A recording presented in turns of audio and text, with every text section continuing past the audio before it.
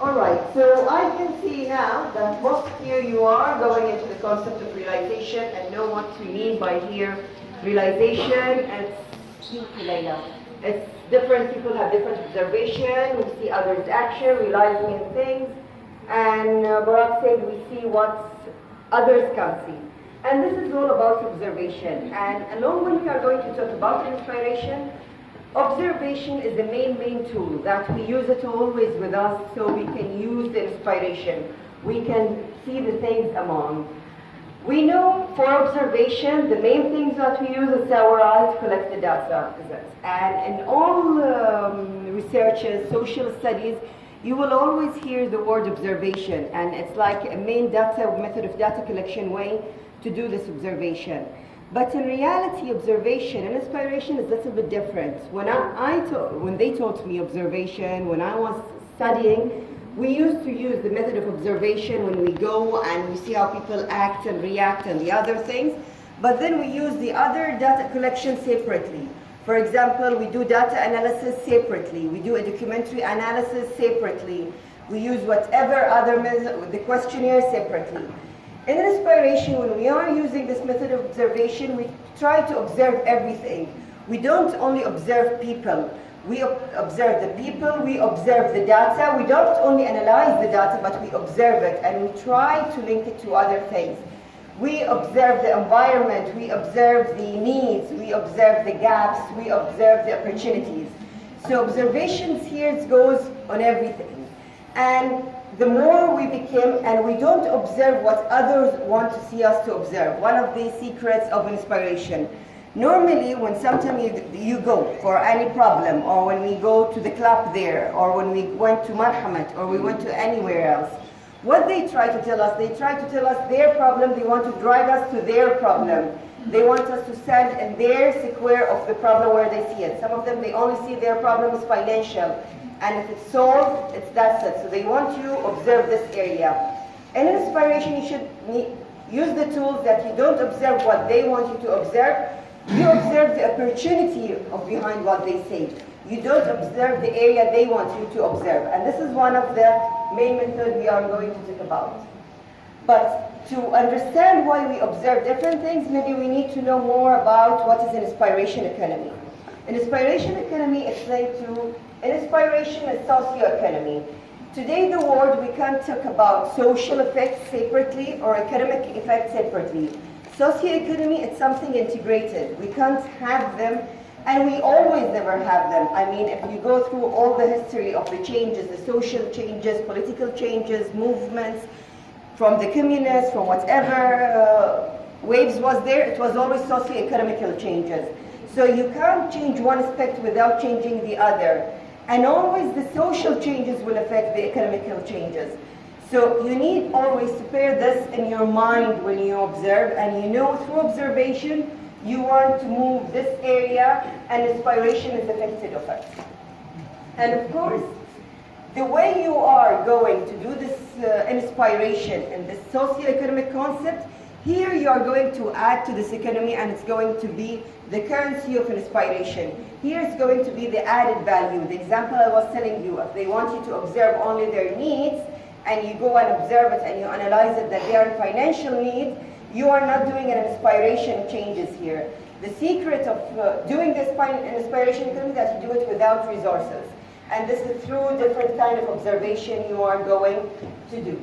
And of course, within an inspiration economy, when I'm talking about even the method of observation and inspiration economy, it's the same method. It's applied to individuals, societies, and organizations.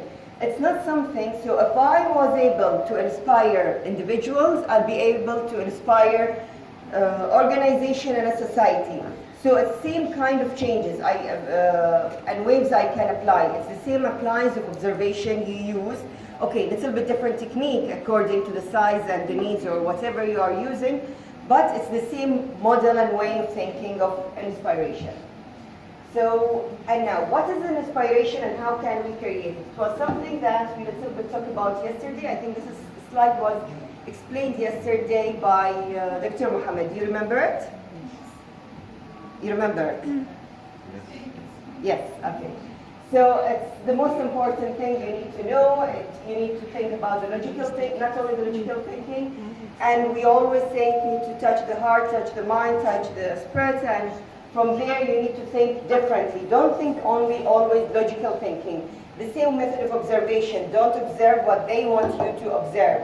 That's the logical thinking. I go, they give me this data, they tell me they are in need, so I observe it, whatever they say. That's a logical thinking that we were talking about there. Okay, now here, so about abundance thinking, and also this is something that yesterday we talked about. And what do you remember when we were talking about abundance thinking? You remember when you talk about, is the word a one cake that we all should share? Yes. Or it's a lots of cakes in this word? Who believes that the word is only one cake? I believe. You believe the word is only one cake? And it should be shared by everyone. You believe it's one cake and should be shared by everyone? Yeah. Who believes that the word is a lot more than one cake? You, yes. Because we always can bake a new cake. I mean, there is no way that the opportunity will end. If it's only one cake, no matter how much you share it, you will be always scared that's going to finish.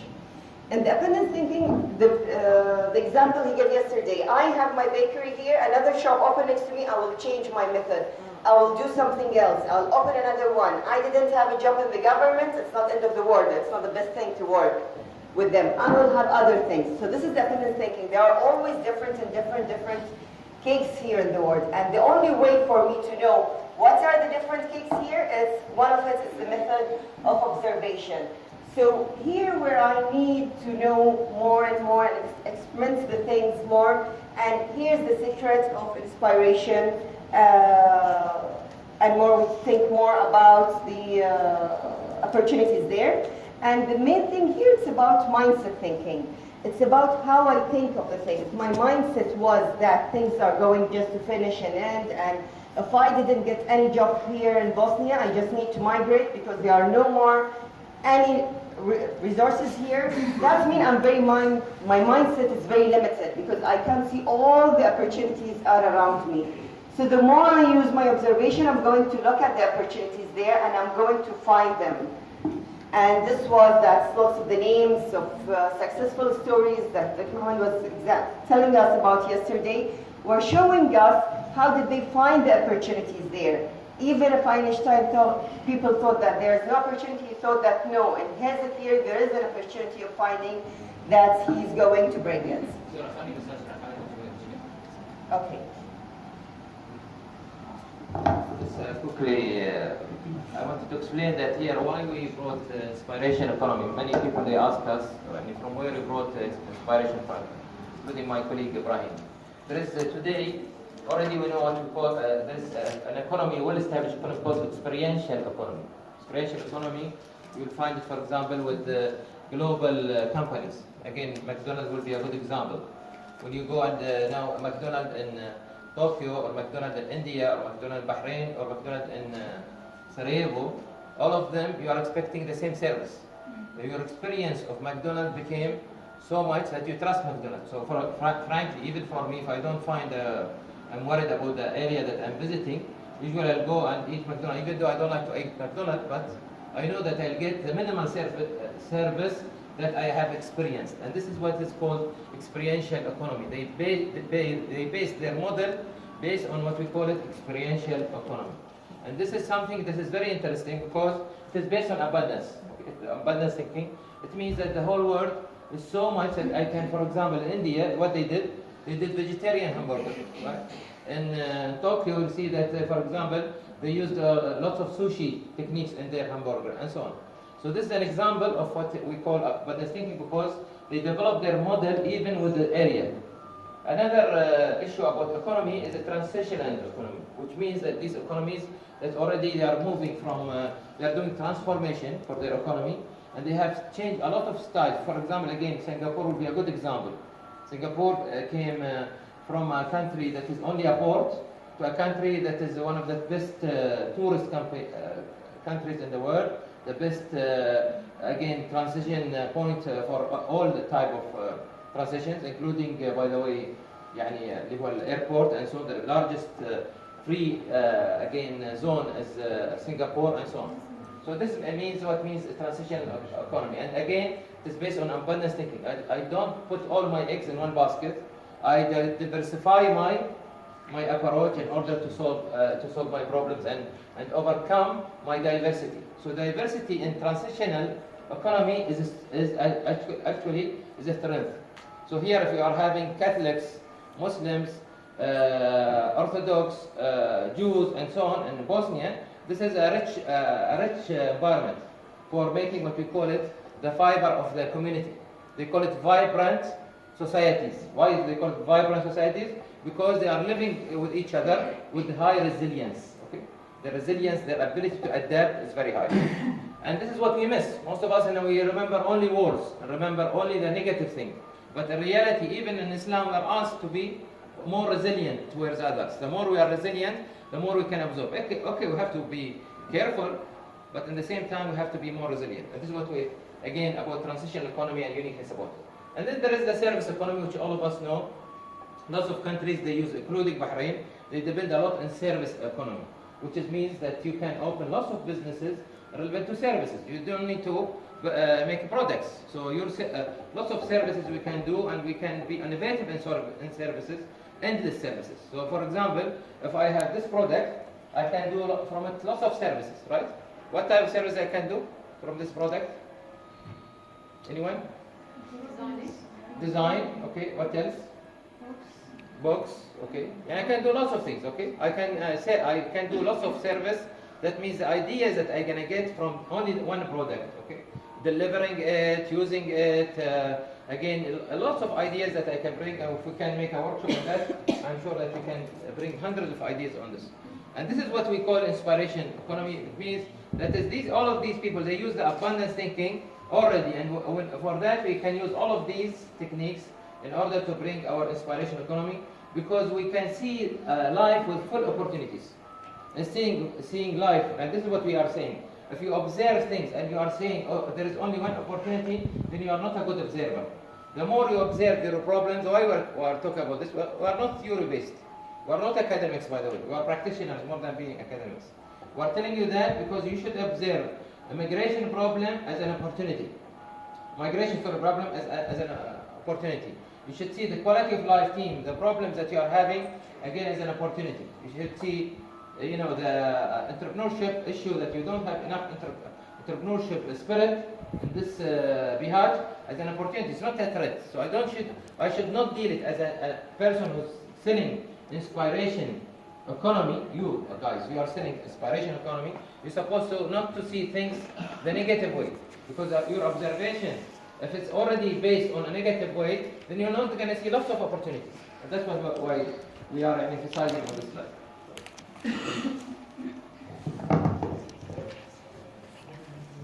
Okay. Now, what target citizens and communities with an aspiration mindset do we have? We have different people who are living around us, even all over the world. We are people who know that they are living but not alive. Do you know any of these people? Yes, I know a lot. Even me, sometimes I go into that zone. So, no reaction thinking. They are always defensive. No matter what you tell them, before they listen even a comment from you, they just want to defend themselves. There are people who are always with scarcity. They always think that, oh, this is my cave. Oh, I'm working in this, no one else should work in it. Because if they come to my area, they are going to take my job. They are going to take my position. They are going to take my salary. They are going to take my whatever area I'm thinking of. He's stolen my idea about. And here we are talking about people who are abundance, who think that they are creative and the world is so big. No matter what we have, whatever, I open a tailoring shop, they've opened next to me, but I can change my style. I can brand it. I brand it, another brand open, I can open another line with it. I've done this, someone else. And abundance thinking, you think opposite way. I say that if others can do what I can do, I will not waste my time. That's good. That means they took my knowledge and now I can go a step further, because if I'll get stuck always doing this job and no one is learning and copying me, I'll be stuck in this job for my whole life. I'll be doing the same project I was doing always. But the more people copy me, it's the more chance for me to improve myself. And the most difficult, of course, and the higher one is to being inspired. So then here you are always will be seeing the big picture that we were talking about yesterday. So you need to know here where you want to put yourself. How are you going to move? And all of us go sometime from a stage to another. And always we say that people who are living but not alive in scarcity, they work in a spoon-feed society. And even back home, Dr. Muhammad, sometimes he's saying for us, he used to tell us, and he's telling me also sometimes, that we like even shewel feeding. Shewel in English? Shower, yes, okay. Yes, so it's not even spoon feeding. We want everything ready. Oh, I want to come to this farm. I want everything ready. I don't want to make anything. Tell me, step by step, how it's going to be. Otherwise, we don't know how to do. We are going, you do the work for us. And then the more and more you become, then you become independent and you do the work. And the more you reach to the inspire, you are going to be healthier, you will be a value-added society, and you will face the challenges more and you will be happy to do more challenges, and you will have more vibrant and then inspiring society. And moving from stage by stage is not going to come by coincidence, it's also by using a method of observation. Because then you will know that you don't need someone to feed you this info, you are going to observe the opportunity and create the changes there. So it's when we talk about IIE care mechanism of activities, we go about discovery things. We have, as we said, individuals, humans, societies, organizations. And we need to be optimistic, and I think here where yesterday you started this, about this idea, and how can we apply the method of discovery. I think of lots of the teams we are going to see today, when they are going to present what they have done, the first thing they try to discover the area. What are the problems? Then they try to come and be optimized about it. They are going to discover the problems, how they are going to do it. And then when we know it and we apply, that we what we were saying yesterday, if we can apply a model in a school, then we can apply it the whole area. So it's always about the discovering the area I can work in. I work in the models in Aspiration Economy. You can't say, no, I want to look to change the whole Bosnia in one day. I want to look to change the whole world in one day. Because it's not going to work. Because even you don't know what you are saying, even if it's right or no. It doesn't mean if I have a law to forbid, for example, gambling next to the school, or to forbid migration from this country, is it going to be better? Of course, no, because other problems may come there. Always apply your model, discover it, know about it more, and then you can apply it in other places. And this will make it more sustainable, because then you are going to know all the tools, know the hows, you know how it's going to be advantages, disadvantages, obstacles. You are going to do it without power, so you are going to be more powerful about it. And again, for all this, it's all about discovering the appreciations of discovery impact. You create a model and then you process and generalize the idea about it. I want to explain it a different way than Victoria, thank you very much, so that we can emphasize this. This is one of the most important slides for each team, okay? Because you should come with your own formula. What is the change formula that you are using in migration? What is the change formula you are using in quality of life and so on? And for discovery, as we said, in order to discover nature, we say that we're giving you a hint. You cannot discover unless you build up what we call a model, right? Agreed? Yeah. And in order to build up a model, you have to observe, like Dr. Dunia was saying. And in order to again create a model and observe, we need to first see what are the visualization, what are the challenges, what are the things that we'll go through in order. Thank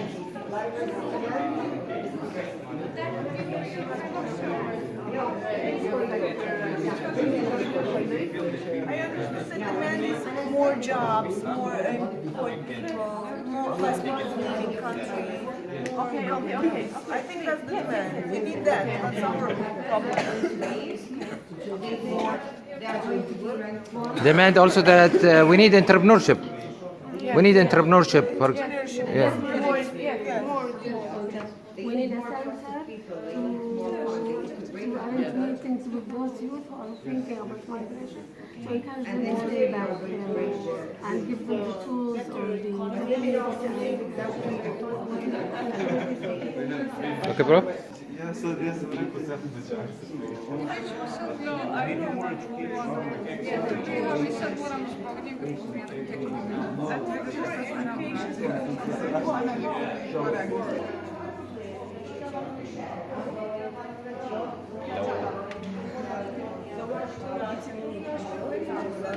From that side, how can we bring money or we use no resources to bring this money? Right?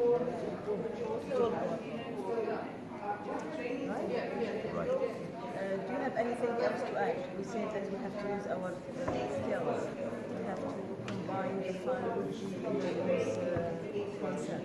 Because they want you to touch and bring your skills with you. How you are going to do this?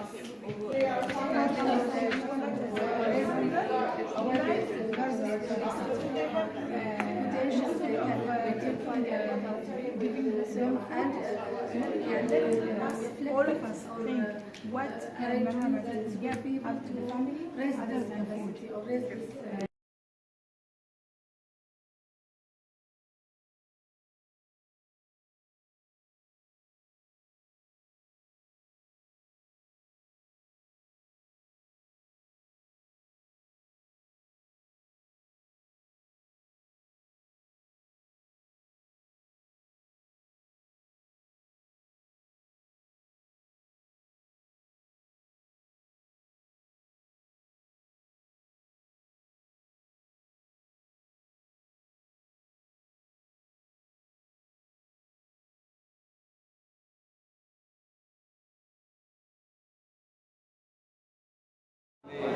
Okay.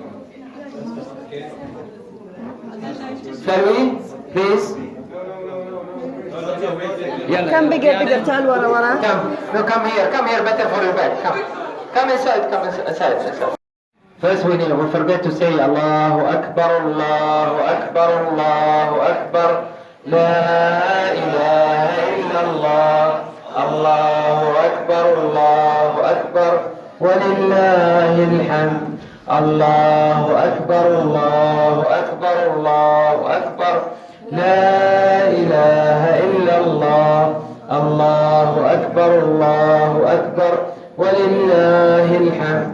الله أكبر الله أكبر الله أكبر لا إله إلا الله الله أكبر الله أكبر ولله الحمد. Now the flying song. يلا بسم الله الرحمن الرحيم. Alone we are weak.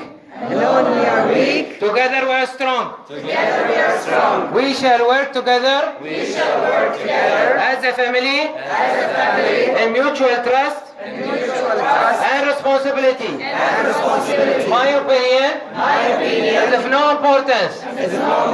Our opinion is of no importance. The only thing of importance is the reality. We shall change it. With teamwork. Working for Bihaj. It's all about teamwork. Working for Bosnia. It's all about teamwork. Hey Bosnia! Hey Bihaj! Thank you very much.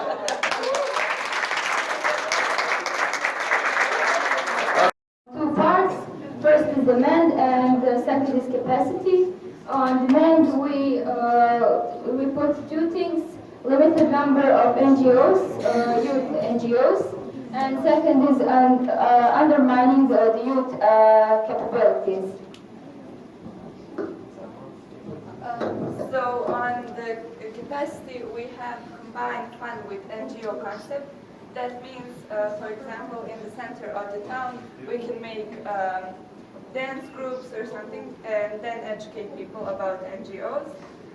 The other one is to use our skills to bring money, which means, again, with dance or music or something, and then sell tickets for participation and for entrance. Cooperate with other NGOs and high schools, which is just to work in other NGOs, for example, Nahla, and then we can see, we can gain experience from them, and we can volunteer there and in return get their space for some of our activities. Then we have volunteer just to show the skills and other NGOs might support us, and also that could access to employment.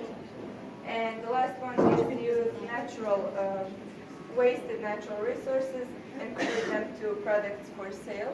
That is a way to get money, but by natural way, because, for example, plastic bottles or recycled paper, and then sell that. Okay. Thank you very much.